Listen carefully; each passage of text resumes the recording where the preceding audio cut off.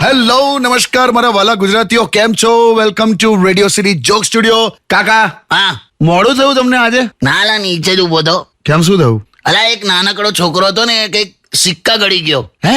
હા બહુ હો થઈ ગઈ, પબ્લિક ભેગી થઈ ગઈ. પછી શું દવાખાને લઈ ગયા? ના, એ ભીડમાંથી એક ભાઈ એકદમ આવ્યો અને કે લાવ કે હું કરી આપું છું, ચિંતા ના કરશો. એવું કરી પેલા છોકરાના મૂંધો કર્યો ને પીઠ પર એવો ધબધબાટ્યો એને બરાબર. તો બધા સિક્કા બહાર કાઢી લીધા. એમ? અરે વાહ, ચલો સારું છે. ભીડમાં ડોક્ટર હતો એ સારું હતું યાર. નતો ભાઈ, એ ડોક્ટર નતો, તો ઇન્કમ ટેક્સ ડિપાર્ટમેન્ટ નો હતો. લા હાલા ઇન્કમ ટેક્સ વાળા, એ તો ગમે ત્યાંથી પૈસા કાઢ લે એ લોકો. પણ આવું થાયલા તો હું નાનપણમાં લખોટી ગળી ગયેલો. શું વાત કરો છો? 2 લખોટી. હા, એવી તકલીફ થાય, મને તો કઈ ખબર નહીં. કીધું મમ્મીને કે લખોટીઓ ગળી ગયો છું. પછી કઈ નહીં, કે કેળા ખવડાયા અને કેટલું બધું. થોડી વારે બાથરૂમ લઈ જાય કે ગમે, લખોટી કાઢવી તો પડે ને યાર. હા, બરાબર છે. એવી તકલીફ, એવા ટેન્શન. મને મારા બાપાને કોઈ ટેન્શન નહીં. હા, પણ લખોટી તમે ગળી ગયા હોય તો પપ્પાને શું કામ ટેન્શન હોય? ના હોય એવું, પપ્પા ના હોય. અચ્છા, એ રીતે. હા, એ બહાર બેઠેલા, એમને કોઈ ટેન્શન જ નહીં. કોઈ એમને મળવા આવે ને એવું પૂછે ને કે ક્યાં છે કિશોર, હું કરે છે, તો કે એ રહ્યો કે બાથરૂમમાં કે લખોટીના ભજીયા કાઢે છે. આવું બોલા યાર, મજા લેતા હતા પપ્પા. છોડને હવે આ બધું. સ્ટેડ વિથ કિશોર કાકા only on radio city 91.1.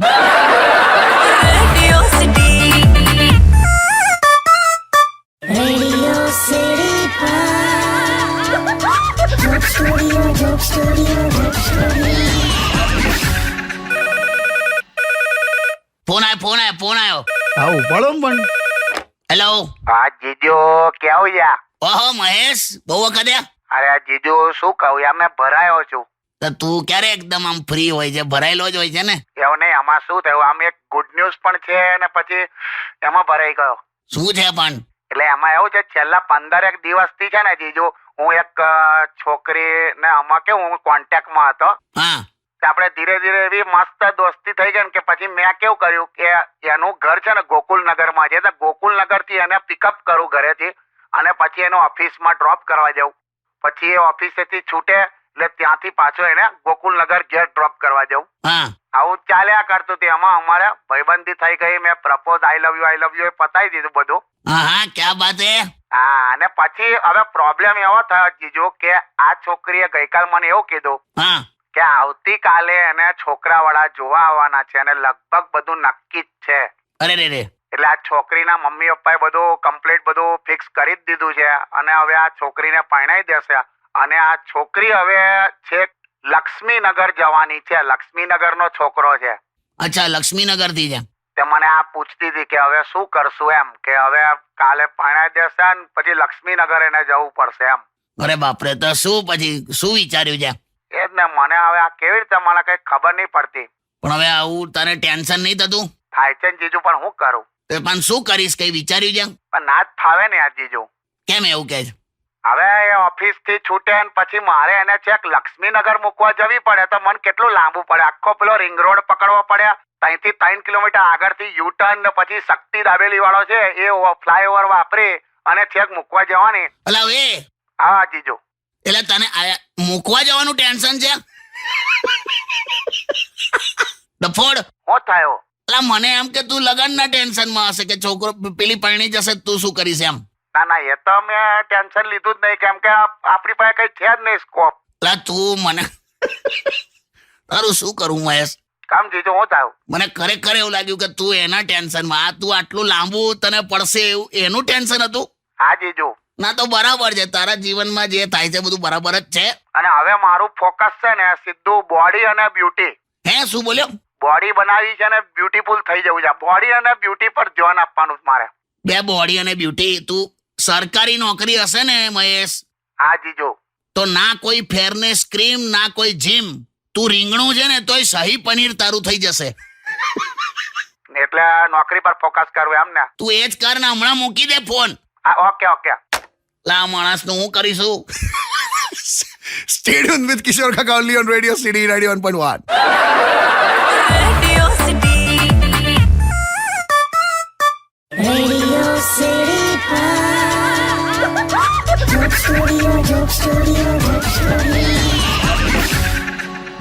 Welcome back.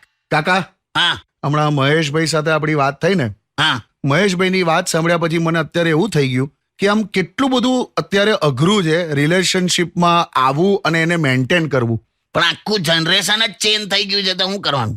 ગજરો લગાડવા વાળી છોકરીઓ ગઈ, ચૂનો લગાડવા વાળી છોકરીઓ આવી ગઈ. તું હસીશ ના, તમે લોકો ઓછા નહીં. કેમ? ये भी बढ़िया है और દિલ દરિયા है. બસ આવું કહીને 4-5 લફડા કરો જે ખાતે. અરે પણ કેટલું બધું બદલાઈ ગયું. પણ ઇન્ટેન્સિટી તો જુઓ બ્રેકઅપ થવાની. બહુ છે, એ જ સમજાવું છું. પછી બ્રેકઅપ જ થાય ને. અત્યારે તો એટલા બધા બ્રેકઅપ થાય છે હા, કે પ્રપોઝ કરતી વખતે આઈ લવ યુ કીધા પછી તરત જ એવું કહેવું પડે શું? કે જો હાથ પકડે ને તો જીવન પર પકડજે. અચ્છા, હાથ પકડે તો જીવનભર પકડજે. આપણે જિંદગી ક્રોસ કરવાની છે, ખાલી આ સામેનો રસ્તો ક્રોસ નહીં કરવાનો. હસીશ ના. હા, એટલે સમજી ગયો. પૈસો અને દેખાવ એટલો બધો મહત્વનો થઈ ગયો છે ને તમારા લોકો માટે. એવું નથી કાકા. એવું જ છે, પણ તમે યાદ રાખજો, હું ચહેરાની ચમક અને મકાનની ઊંચાઈ એના ઉપર ના જવાય. બરાબર છે. જે ઘરમાં વડીલો હસતા મોડે દેખાય ને એ ઘર સમૃદ્ધ કહેવાય. ક્યાં બાત હે કાકા. એટલે અમલ કરજે એમ કહું છું. હા, ખ્યાલ આવી ગયો. સ્ટે ટ્યુન વિથ કિશોર કાકા only on radio city 91.1. Radio City. Radio City Joke Studio, Joke Studio, Joke Studio. ફરી ફોન આવ્યો જો. પણ ઉપાડો ને. હેલો, હલો, કેમ છો? કઈ છે તું? હજુ બજારમાં જ છું. તું હજી બજારમાં જ છે? તું કેટલું કરવાની શોપિંગ? અરે હમણાં તો ગજબ થઈ ગયું. શું થયું ખબર છે? હું મને છે ને એક સેન્ડલ બહુ જ ગમ્યા હતા ને, તો હું છે ને દુકાનમાં ગઈ અને મેં કીધું કે આ સેન્ડલ કેટલાના છે? તો કે 220 રૂપિયા. હા મેં કીધું કે ભૈया ये तो बहुत ज्यादा है, थोड़ा कम कर दो. હા તો માને જ નહીં ને, ના કે 220 એકદમ ફિક્સ જ છે, 1 રૂપિયો ઓછો કરવાનો નથી એમ. હા પછી? પછી કઈ નહીં, હું તો નીકળી ગઈ ત્યાંથી. પછી ત્યાંથી હું બીજી દુકાનમાં ગઈ હા તો same sandal, same sandal, same colour, same design, બધું સેમ. તો મેં એને પૂછ્યું તો એ સેન્ડલના કેટલા કીધા ખબર છે? કેટલા? 300 રૂપિયા. અરે બાપરે. तो मैं कहूँ भैया ये तो बहुत ज्यादा है, अभी थोड़ा डिस्काउंट करके दो. હા તો બકાયદા એને ડિસ્કાઉન્ટ કર્યું. બોલો, 50 રૂપિયા ઓછા લીધા અને મેં પછી 250 માં લઈ લીધા. હે? હા તો અલા એમને પેલો 220 માં કહેતો તું અહીંયા. અરે પણ આને તો ડિસ્કાઉન્ટ આપ્યું ને. અરે પણ એને ડિસ્કાઉન્ટ આપ્યું તોય તને તો 250 માં જ પડ્યા ને. પણ પેલો તો ઓછું કરતો જ નતો, ડિસ્કાઉન્ટ જ નતો આપતો. અરે એમાં આવી ગયો યાર તું. આ તે 300 ના 250 માં લીધા. હા તો 50 ડિસ્કાઉન્ટ મળ્યું ને, ત્યાં નતો આપતો. પણ એ તો 220 નતો કેતો. પણ એ અડી જ રહ્યો હતો, ડિસ્કાઉન્ટ ની ના પાડતો તો. બે આ સમજતી કેમ નથી લા? કાકી, તમે એકચ્યુઅલી વધારે પૈસા આપીને આયા. ક્યાંથી વધારે? પેલા મને 50 રૂપીસ ડિસ્કાઉન્ટ આપ્યું. બે યાર આ ગણિત. અલા તું છે ને આ રીતે છે ને, આ શું ચાલે છે ખબર છે? શું? અને મારા ઘરમાં ને ઘરમાં જ શ્રીલંકા જેવી ઇકોનોમી ઊભી કરી જો. શું બોલ્યા તમે? શ્રીલંકાની ઇકોનોમી તે ઊભી કરી. તને નહીં તું રહેવા દે, તને નહીં ખબર પડે. શું મને ઇકોનોમી વિશે નથી ખબર એમ કહો તમે? આ તો જીએસટી એટલે શું? બોલ જીએસટી એટલે. ખબર છે હવે. બોલી જા ને પણ. જીએસટી એટલે good night, sweet dreams, take care. છે ને? તું મૂકી દે, મૂકી દે. બાય. હા બાય વાળી મૂકી દે. હા યાર. સ્ટે ટ્યુન વિથ કિશોર કાકા only on radio city 91.1. Radio City. Radio City Joke Studio, Joke Studio, Joke Studio. Welcome back. ભઈલો આમ જો, હા તું મને એક વસ્તુ સમજાય. હા, મારા મોઢા પર એવું લખેલું છે કે મેં એકદમ મિડલ ક્લાસ છું ને મારી કોઈ વેલ્યુ નહીં એમ. એટલે હવે આ વાત હું મોઢે કહું? હરકા જવાબ આવ્યો, ફેંકી દઈશ અહીંયા બારીને બહાર. એમ એટલે શું થયું પણ તમને? ના એટલે કેમ આવું મારી સાથે એમ? શું થયું પણ? હમણાં બેકરીમાં ગયો તો, બેકરીમાં હા તો મારી આગળ એક બેન ઉભા હતા. તો બેને પેલું આમ આવા કાઉન્ટર આવે ને, હા તો કાઉન્ટર પર બધી પેસ્ટ્રી બધી મૂકી હતી. હા બેને એમ પૂછ્યું કે વોટ ઇઝ ઓલ ધીસ ને એવું બધું કઈ પૂછ્યું. તો પેલા સેલ્સમેને બધું કેટલું ડિટેલમાં એમને સમજાયું. પેલા બેનને કહે છે કે look madam, this is black forest, this is honey almond, red velvet, this is chocolate pastry, this is strawberry pastry, this is butterscotch pastry, XYZ એવું બધું. હા પછી બેનને કંઈક લેવું હતું, એ રીતે એમણે લીધું ને નીકળી ગયા. પછી મારો વારો આવ્યો. મેં કીધું કે મને આ પેસ્ટ્રીનું સમજાય એમ કે. હા મને કઈ રીતે સમજાયું ખબર છે એને કઈ રીતે? મને કે આ 150 વાળી, આ 200 વાળી, આ 250, આ 450 આવું આ રીતે સમજાવાય? કોઈ વેલ્યુ નહીં આપા મને આવું ભાવ કઈ દીધેલા. આ ખોટું કહેવાય યાર. આ લોકો આપણને હું સમજે. એટલે આ તો મેં લાગતો નહીં, બાકી મારા પપ્પા મને સાયન્ટિસ્ટ બનાવવા માંગતા હતા. આ તો મેં આર્ટિસ્ટ બન્યો. અચ્છા, ખરેખર લા તમે સાયન્ટિસ્ટ બનવા માંગતા હતા? પપ્પા બનાવવા માંગતા હતા એમ. હજુ મારામાં સાયન્ટિસ્ટ વાળા લક્ષણ તો ખરા. એમ? અત્યારે પણ મેં બેઠા બેઠા ઓક્સિજન ને કાર્બન ડાયોક્સાઇડમાં બદલી નાખું છું. શ્વાસ લો છો ને છોડો છો એવું બોલો ને પણ. તને સાયન્ટિફિકલી સમજાયું મેં એમ. હા, વેલ્યુ રાખો લા. Okay. Stay tuned with Kishore Kaka only on Radio City 91.1. Radio City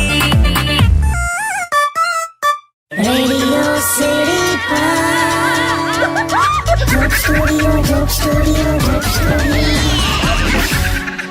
welcome back. હા પણ ને હા, હમણાં 2 દિવસ પહેલા હું એક ડોગ લવર ને મળ્યો. આહા, ડોગ લવર. હા, એટલે એનિમલ લવર હોય ને એમાં આ લોકો વિશેષ હોય એકદમ. ડોગ લવર તો બહુ જ જુદા હોય. એમ? એમાં એક છોકરી એક ડોગ લઈને જતી હતી તો ડોગે પોટી કરી રસ્તામાં. ઓહો. મેં જોઈ ગયો એટલે મેં પેલા છોકરીને એટલું જ કીધું, ઓ બોન. હા, તો બસ્યું કૂતરું મારા ભાવ ભાવ ભાવ કરવા માંડ્યું. મેં કીધું લા પેલા બેન કે છે સેટઅપ કે. અલા મેં કીધું બસે પેલું તો મને ક્યાં સેટઅપ કે છે, પણ કે તમે બોન કેમ બોલ્યા? તો મેં કહું શું કહેવાનું તમને? તો કે આ બોન એટલે કે અડકું એમ. તો કે આ અડકું સમજે છે એટલે ભસે છે એમ. હવે બોન. આપણે ગુજરાતી ના કહેવાય બોન એમ, તો પેલું અડકું સમજે. આવું બસ્યું મારા પર કે તમે નિષ્ઠુર છો ને તમે આને હેરાન કરો. અલા મેં હેરાન કર્યું? પણ ડોગ લવર છે ને બહુ સેન્સિટિવ હોય કાકા. એટલે એવું ને જીવ દયા તો મને પણ છે યાર. એવું નહીં કે મારામાં નહીં. અડધી રાત્રે કોઈક કૂતરું રડતું હોય તો લોકો શું સમજે છે કે અપશગુન કહેવાય. કૂતરું રાત્રે રડે ને તો બધા અપશગુન માને છે, પણ કોઈ એવું નહીં વિચારતું કે કદાચ બિચારું ભૂખ્યું હશે એમ. હા, એ વાત ખરી. હા, તો અને હું કોઈ વિરોધ નહીં મને ડોગ લવર hatte, પણ એમને સમજાવો કે આ ગાય કૂતરાનું જમવાનું કાઢવું એ આપણા રિવાજમાં હતું, વર્ષોથી છે હજુ. હા, એ વાત પણ સાચી. પણ કેવું ડોગ લવરનું કંઈક અલગ જ લેવલ હોય છે લા. કેમ? જો બે જુબાનમાં તો તને કહું ને, જો મચ્છર પણ આવે જો બે જુબાનમાં તો. અચ્છા. હવે તારામાં જીવ દયા હોય તો તું એ મચ્છરને ઉડવા દે, જવા દે. હા. પણ અમુક એનિમલ લવર હોય ને એ તમારી પાસે શું એક્સપેક્ટ કરતા હોય ખબર છે? શું? કે તમારે એક સેફ્ટી પિન લેવાની, પોતાના શરીરમાં ખોંચવાની, પછી એમાંથી થોડું બ્લડ કાઢવાનું, એ લોહી તમારે ચમચીમાં રાખીને ઉસિકાની બાજુમાં મૂકીને સૂઈ જવાનું. જેવું પછી મચ્છર એની રીતે આવે, એની રીતે લોહી પી અને જતું રહે એમ. તું કરે એવું બધું? આ લેવલના એક્સપેક્ટેશન હોય એમને. બસ કાકા. મને પ્રોબ્લેમ નથી કે ડોગ લવર્સ કૂતરાને આટલો બધો પ્રેમ કરે. એ તો કૂતરાને માણસ જ માને છે, હા, બરાબર છે. પણ પછી એના સિવાય બાકી બધાને કૂતરા ગણે એ ખોટું. Oh, stay tuned with Kishore Kaka only on Radio City 91.1. Radio City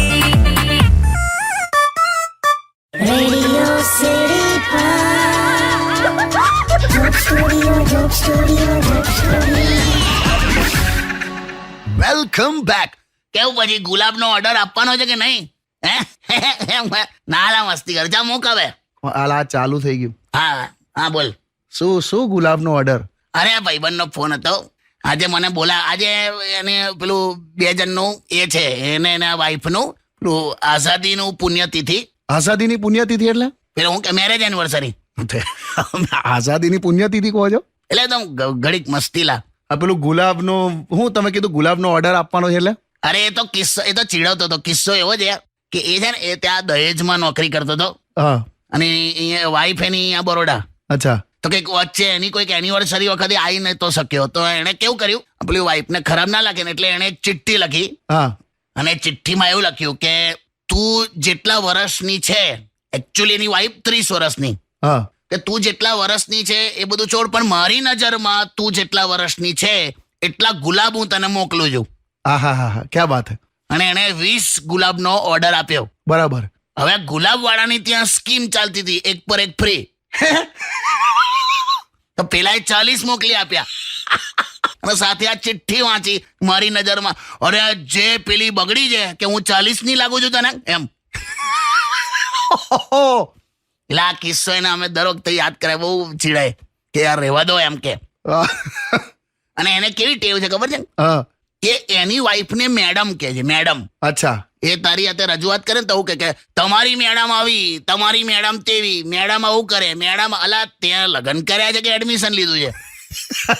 પાછો ખુશ થઈ જાય, મને કે તમારી મેડમ એના પિયર જાય ને એટલે આપણા માટે શૂટનું આખું પીસ આવી જાય ને ટી શર્ટ ને જીન્સ ને બધું લેતી આવે એમ કે. હા.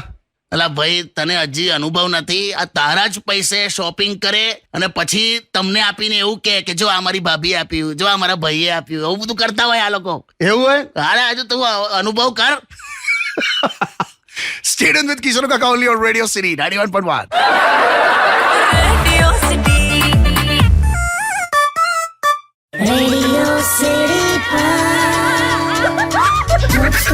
Joke Studio.